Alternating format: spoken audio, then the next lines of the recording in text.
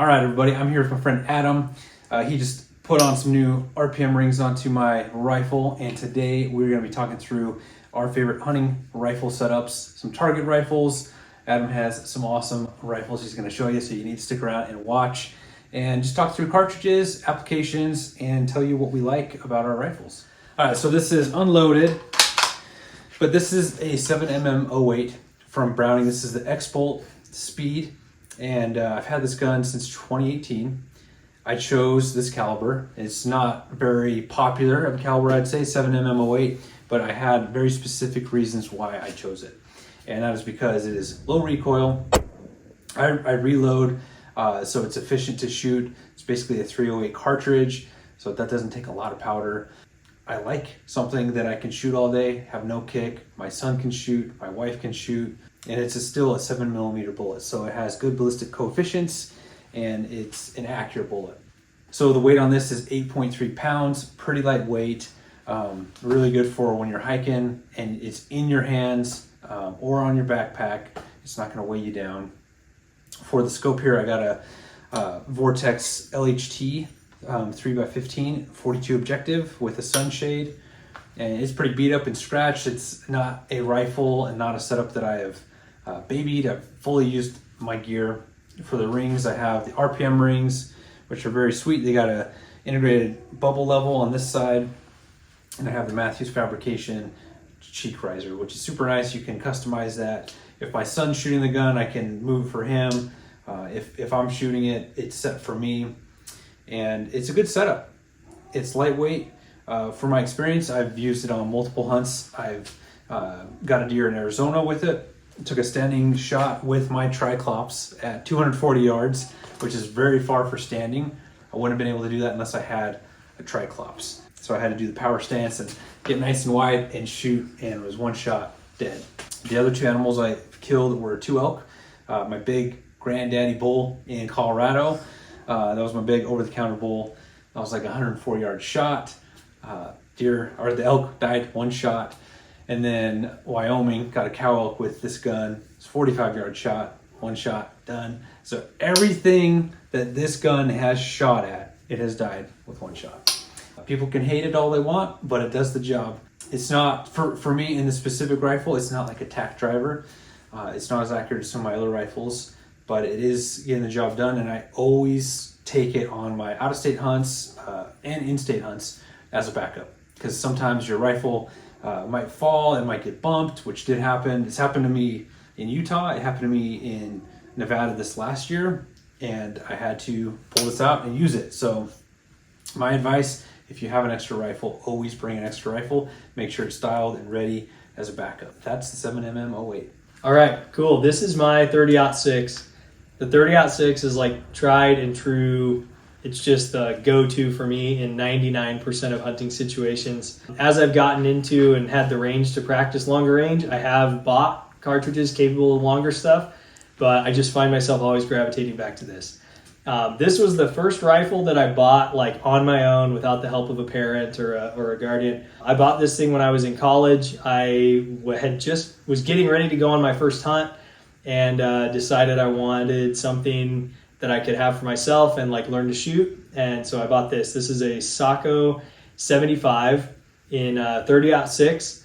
I love this gun. It's got a 23-inch barrel, 22 and 7/8, I think, European stuff, but 23-inch barrel. It shoots 150 grain bullets to 168 grain bullets really well, and I just really liked it. So the reason I bought it, it's got a little bit heavier barrel than you might find on like a real standard lightweight sporter. The stock is a synthetic stock, but it doesn't have that like cheap sound to it. It's very sturdy and stout, which I like. These portions right here are rubberized, so you get that extra grip when your hands are wet or cold. Things I've done to this rifle since I bought it: I threw a clamp-on muzzle brake from Whip Machining. I tried to get this barrel threaded. I probably could have with more if I'd asked more gunsmiths, but it's got a very thin profile at the end, and so I couldn't get 5/8 24 threading on there and still have enough shoulder to really seat anything up to. So I opted for this Whip Machining clamp on, and it's been great. I was worried it might come off, but it hasn't at all. The other thing I did is I added a limb saver recoil pad. I'm a relatively small guy. I really don't like a ton of recoil, and between those two mods, this thing is like, doesn't recoil at all. It's great. As far as scopes go, I picked the Steiner H6. This is a relatively new scope. This was not the scope I originally had on it, but as I have graduated college and gotten real jobs, I've been able to upgrade some of my gear that I felt was kind of coming up short. And this was one of those things. So this is the Steiner H6. It's a 3-18 by 50. I love this scope. It's lightweight, it's simple. It's got just really basic reticle, really basic feature set, but it does everything really well. The thing I like most about it, it's made in USA, which as I've gotten older, it's something I value more and more. So really love this Steiner. But yeah, this gun has killed 3 whitetail. It's killed, it's shot at an elk, but the scope was bumped. It's been on more hunts than it's taken animals, but reasons to pick 30-06, it's a really great do-it-all cartridge. Factory loaded, you can get everything from 125 grain bullets all the way up to 200 grain bullets. I'm a hand loader, so I'm able to get even more flexibility than that. You can shoot 110 grain VMAX bullets all the way up to 215 grain Burger hybrids, and it'll stabilize them well and shoot them well, and you get reasonably good velocities. I've settled on 168 grain bullets. I think that's like the perfect middle ground. But yeah, so this rifle has been on a bunch of hunts. It has killed a lot of whitetails. It killed a mule deer in Utah. And I'm planning on taking it on an elk hunt this year, provided I draw the tag I think I'll draw. I've gone back and forth between bringing something bigger, but ultimately I think something I'm really comfortable with is the way to go. So that's why I picked the 30-06 Sako 75. All right, this is my 6mm Creedmoor. This is my antelope, varmint, coyote, and deer if I need it to be rifle. The reason I chose the 6mm Creedmoor is because at the time that I bought this, we were in the middle of COVID. It was one of the only cartridges that I could still find on shelves, and I was pleasantly surprised by the performance. It's actually the first cartridge I started reloading for, and it's the first rifle that I killed an animal with hand-loaded ammo. So that's kind of cool. 6mm Creedmoor, I'm shooting between 100 and 110 grain bullet, shooting them at about 2,900 to 3,000 feet per second. So it's a pretty stout cartridge. If you're not familiar with 6mm Creedmoor, it's basically just like a 243 improved. It bumps the shoulder back a little bit, blows it out, so you get a little bit less powder capacity, but a lot bigger bullet. The reason that I chose this rifle, it's a Ruger American. It's a budget rifle. I wanted something that I could get into for relatively cheap. Again, I bought it because ammo was available and I wanted something to be able to shoot available ammo. Again, I was pleasantly surprised by the rifle. The first time I took it to the range after doing some barrel break-in, I shot 5 groups, and the average of those 5 was less than a ½ inch, which is crazy. I'd never experienced anything like that with my 30-06. So I love this gun. Even with the hunting loads I'm shooting with non-match bullets, I'm still getting 1/2 to 3/4 inch groups all day, which is just fantastic. I've done a couple of upgrades to this rifle. I put a recoil hog muzzle brake on the front. I put a Magpul Hunter stock on it. This stock is fantastic, feels great in the hand, very stout, great for shooting. It's a little bit on the heavy side, so that's something to be aware of. Again, though, with a varmint or antelope cartridge, this is one that I'm not likely to be packing through mountainous, territory. The scope that I have on this gun is a Revic Reticle. This is a relatively new scope. This is the 2nd generation of Revic Smart Scope. So this actually has a little screen in it, and as I turn the turret, it reflects in the screen what range I'm dialed to. So pretty slick. You use Bluetooth to upload your ballistic maps into it, and then it's got onboard temperature and pressure gauges to be able to adjust accordingly as you change location. Incredible technology, very cool. Not legal in all states, but the states that I use it for, it is. I have taken this gun on only one hunt. That was an antelope hunt that I did 2 years ago. And I shot my antelope. He was an 80-inch goat, which is, no joke. And shot him at 745 yards with hand load. So as I've grown as a hunter and as I've learned more, it just in the last couple years, I would not take that shot again. But in this case, it was one shot straight to the pump station, dropped him right there. So love this gun, love this cartridge. I really would recommend this setup to just about anybody. Only downside, like I said, it's a little bit heavy, 11.7 pounds. This is not a gun you want to be packing through mountainous territory, but it is a fantastic rifle to sit down and shoot. It's also very light recoiling, so I can get my son behind this. He's only 4. He can pull that trigger and it doesn't hurt him. He obviously doesn't have any of the fundamentals figured out, but this is a gun that I can put him behind that, you know, he's not going to get scared of guns. And so I love that. But yeah, guys, 6mm Creedmoor. All right, for my second rifle here is going to be the Browning X-Bolt Tungsten Pro. I've had this for a number of years. This is a 6.5 Creedmoor. And the cartridge, you know what? I just kind of jumped on the bandwagon and got it. Did my research on my 7M M08. It was great. I wanted something that would be great for deer and knew the round was going to be around. The cartridge would be around in stores. So I went with 6.5 and I've been very happy with it. This gun does shoot well. I do reload 143 ELDX and I'll reload and get pretty good groups with it. And let's talk about the scope and the other things. I got the Zeiss V6, the Conquest V6. This is a 3-18 by 44. And this is a really good scope, very bright. Me and my family were all like obsessed about gear and like what's the best. And like my dad and I have gone out and tried all of our scopes at dawn and tested them all. And this is one that has performed really well and continues to get good light capture. And it does a great job.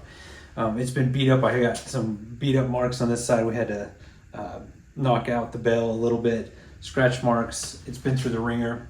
For experience, and also the weight is 8.6 pounds, something I missed.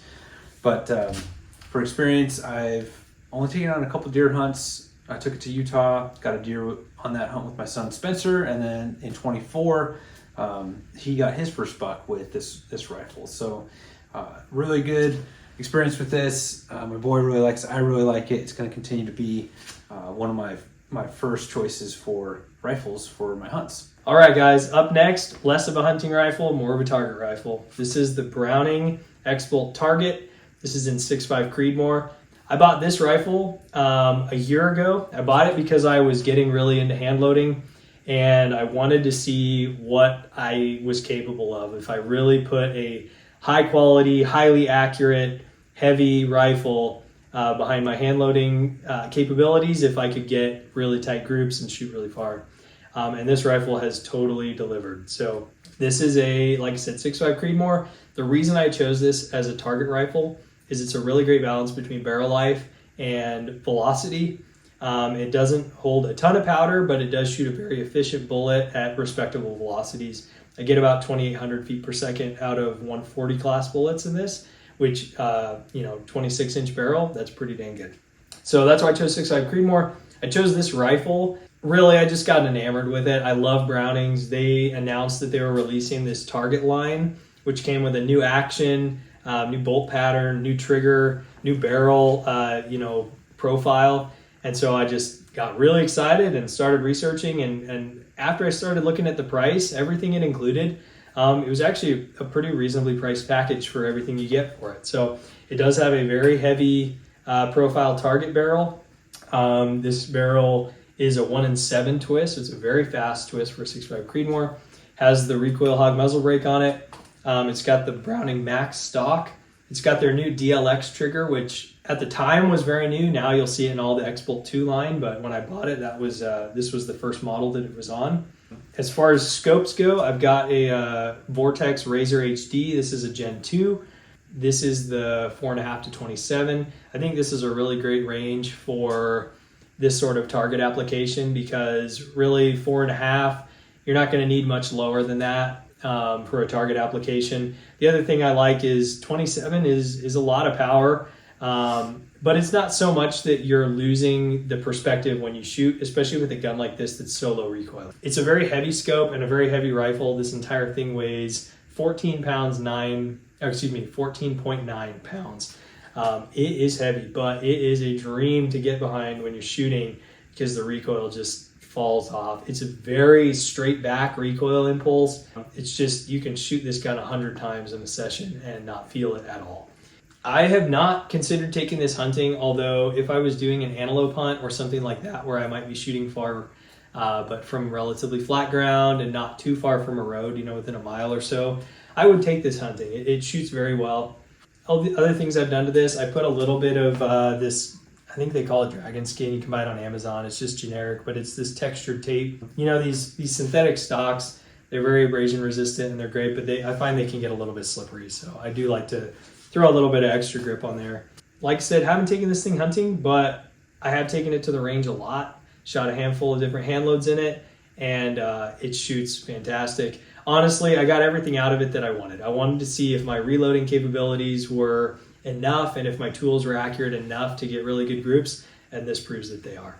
One thing that I recently upgraded on this gun is my scope rings. I used to have the Vortex PMR rings. They're fantastic rings. I really like them. And then I had a bubble level on here, and I actually damaged the bubble level. It's a very heavy gun, and just setting it down, I had dinged it enough that the bubble could spin, and so it kind of defeated the purpose for me. And that's why I started researching. And in fact, Brian showed me these RPM rings, and I decided to check them out. And guys, they deliver. These are fantastic rings. For the price, you're getting the bubble level thrown in. Coolest feature about these, the bubble level is collinear to the action, so it's on the lower ring. So what that means is that you can throw these on your rifle, bolt down the lower part of the ring, and then you can very quickly find whether your action is level or not. So then the only task you have is to make sure that you're level with the turret, matching the level of the turret to the level that's on the bottom of the ring. The other thing I really like, being a heavy gun, and being a gun that I'm shooting in a target situation, which is like multiple rounds back to back without coming off the scope, I love the placement of this bubble. So rather than my eye having to look up to where I kind of have a trouble focusing with my second eye through the scope, this is lower. So as you get behind this, your non-dominant eye is just perfectly looking at that while you're focused with your dominant eye through the scope. They're fantastic. I was concerned at first that torquing everything down, you might see that bubble move. Didn't see that at all. It's really held true. If you haven't heard of these rings or checked them out, I would highly encourage you to look at them in their next build. Again, these are the RPM, Ruff's Precision Manufacturing. I believe they're calling these the CLR rings, but they're really great. They come in 30, 34, and 35 millimeter. Give them a shot. I'm sure you guys will have the same experience I did. But this is my Browning 6.5 Creedmoor, and that's why I chose it. All right, up next, I've got my 6.5 PRC. This is a CVA Cascade, very budget-friendly rifle. I spent, I think, $530 on this rifle. It was on sale at Sportsman's Warehouse. These can be had well under $700, most of the time under $600. This is a 6.5 PRC. One of the reasons that I bought this rifle, I wanted to get a 6.5 PRC. I was excited about that round, and I had read forums about people running into magazine length issues with the 6.5 PRC, loading it into the lands and getting the big long bullets that this is meant to shoot to fit. I didn't want to single load this thing every time. So this CVA Cascade actually uses a long action for their 6.5 PRC, which means that I have all the magazine space I could possibly want. I get really smooth loading even with the really long high BC bullets. So it's a great compromise. You get a little bit of extra weight and a little bit of extra length, but overall that was worth it to me to not have to single load my hand loads. This is a pretty much stock rifle. I threw a muzzle brake on the end of it. I threw a Mathew's Fabrication cheek riser on it. I really like these. You can buy the cheap knockoffs on Amazon, but the hardware that comes with this Mathew's Fabrication is fantastic. It holds really well. It's easy to adjust. It looks good, which is important on a rifle you spend a lot of money on. I also removed, this is an adjustable stock when you buy it. It's got a spacer that comes in. I removed it. I'm a smaller guy, so that just fits me better, having it about an inch shorter. Up on top of this rifle, I've got a Vortex Venom scope, also a relatively budget-friendly scope. This is the kind of rifle scope that makes you appreciate modern technology, because this scope 15 years ago would have been a $2,000 scope. But today, for about $500, you can get a first focal plane, 5 to 25, with a fantastic Christmas tree reticle, 0 stops, really crisp turrets, good parallax adjustment, and it comes with a throw lever, and it came with some bikini caps. I mean, it's just, the value is fantastic. I like this scope a lot. The glass quality is actually surprisingly good for the price point. It's a little bit heavy. I think that's part of where you pay the price for having it cheaper, and it is made in China, which can be a big turnoff. But it's a great rifle. It's a great setup. I took a cow elk in Utah a couple years ago with this setup. It shoots very well. Just about every group this thing's ever shot was sub MOA. And I shot that elk at 320-ish yards.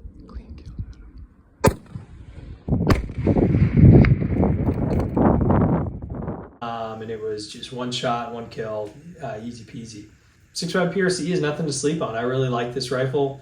Like I said, a little on the heavy side with it being a long action, and with the heavier scope, it is 10.6 pounds, which is not so heavy that it's like prohibitive, but you'll start to feel it carrying it around in your hands on a long trip. But fantastic gun. I really like this thing. CVA Cascade, as far as budget rifles go, it's just a testament to how far the technology in the industry has come.